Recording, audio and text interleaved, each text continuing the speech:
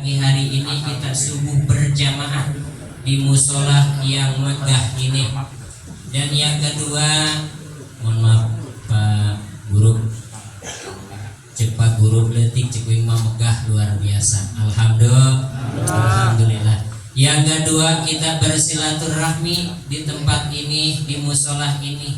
Yang sebelah wetan ketemu sama orang yang sebelah kulon, yang sebelah kaler termasuk uing ketemu sama yang sebelah kidul. Alhamdulillah numpluk kita di sini bersilaturahmi di tempat ini. Mudah-mudahan asbabiyah dan wasilah kita bersilaturahmi di tempat ini Allah berkahkan umur kita. Mudah-mudahan Allah panjangkan usia kita. Mudah-mudahan kita dalam keadaan sehat walafiat, panjang umur untuk taat ibadah kepada Allah Subhanahu wa taala. Amin ya Allah ya rabbal alamin.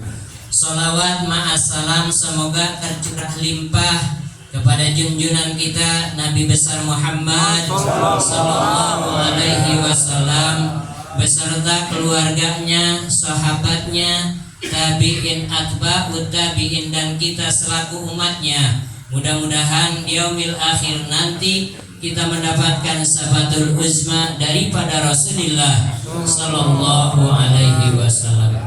Hadirin jamaah kaum muslimin, jamaah bersuci rahimakumullah. Abu Dzar Al-Ghifari, salah satu sahabat Rasulullah sallallahu alaihi wasallam, pernah bertanya kepada Kangjeng Nabi Muhammad sallallahu alaihi wasallam. Ini Abu Dzar Al-Ghifari, salah satu sahabat Kangjeng Nabi yang sangat luar biasa.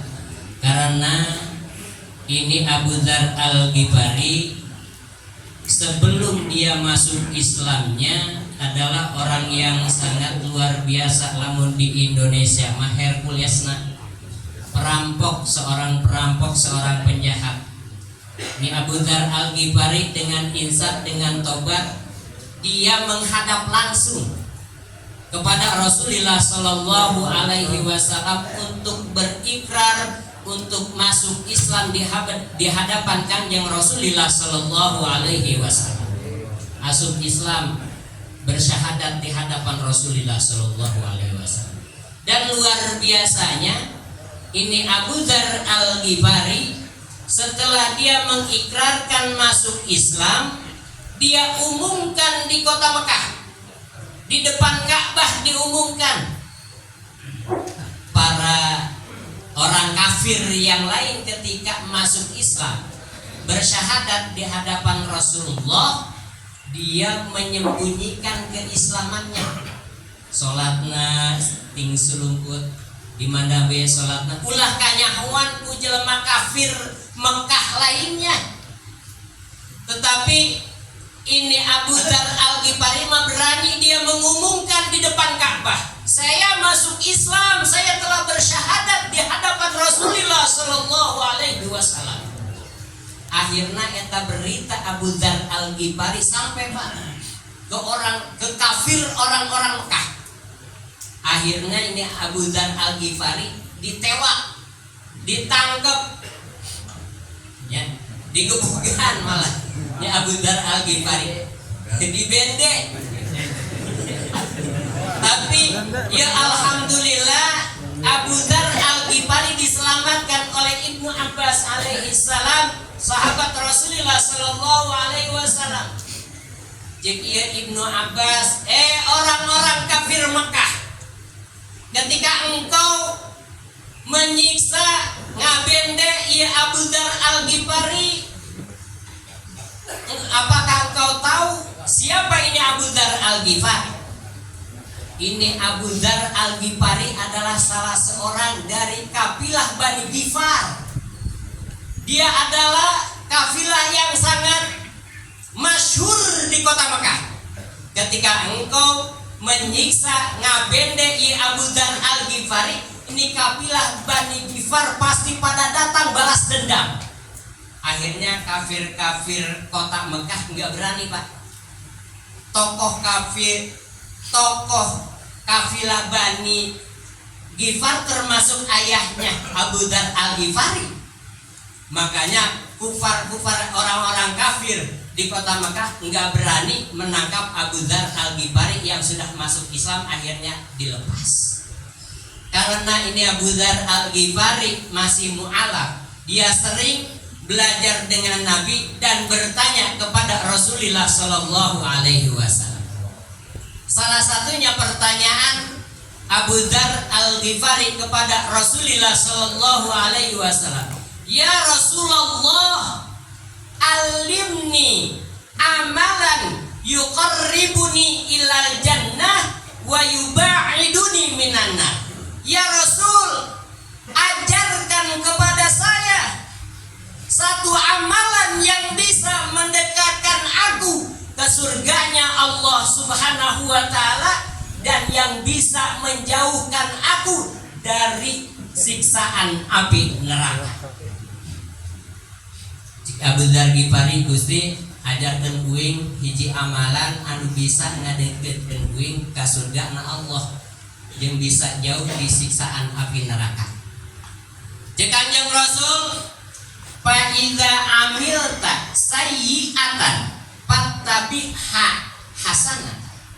Jikalau engkau berbuat keburukan, jikalau engkau berbuat kejelekan, jikalau engkau berbuat maksiat kepada Allah Subhanahu wa taala, fattabi'ha hasanatan, maka ikutilah dengan perbuatan kebaikan.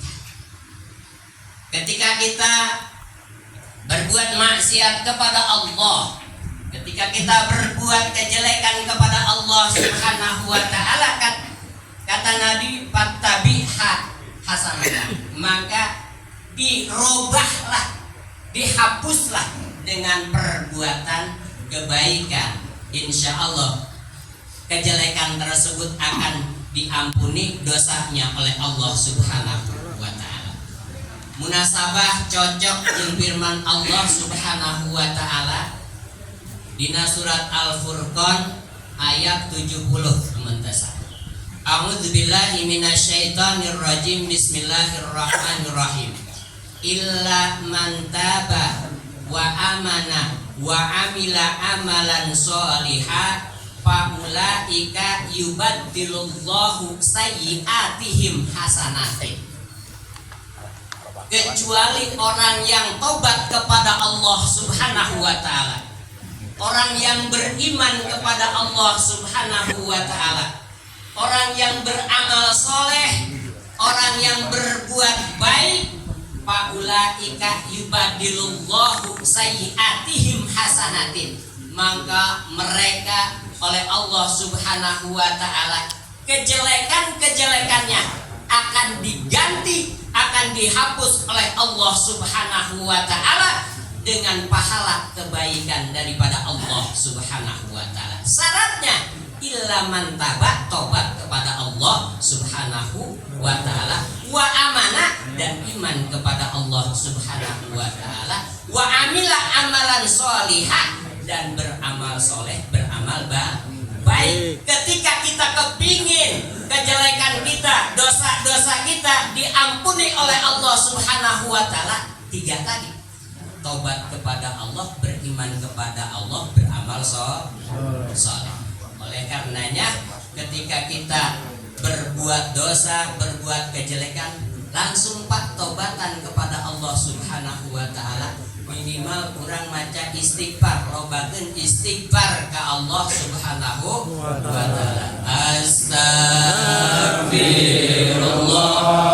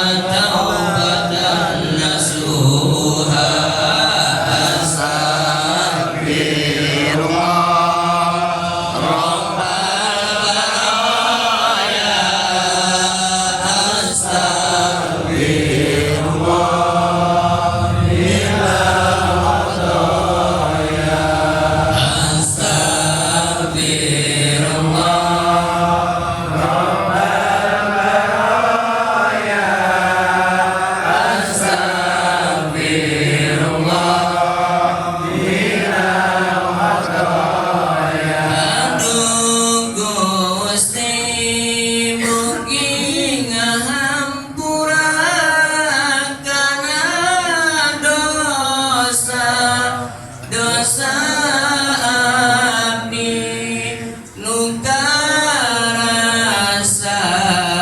nu teu karasa disengaja nu teu disengaja.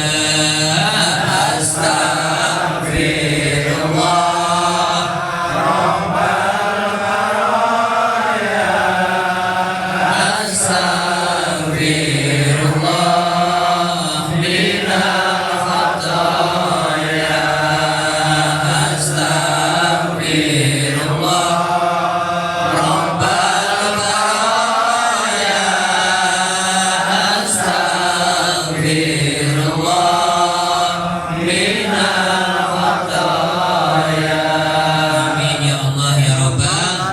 Mudah-mudahan segala dosa perdosaan kita diampuni oleh Allah Subhanahu wa taala. Amin ya Allah ya Rabbal.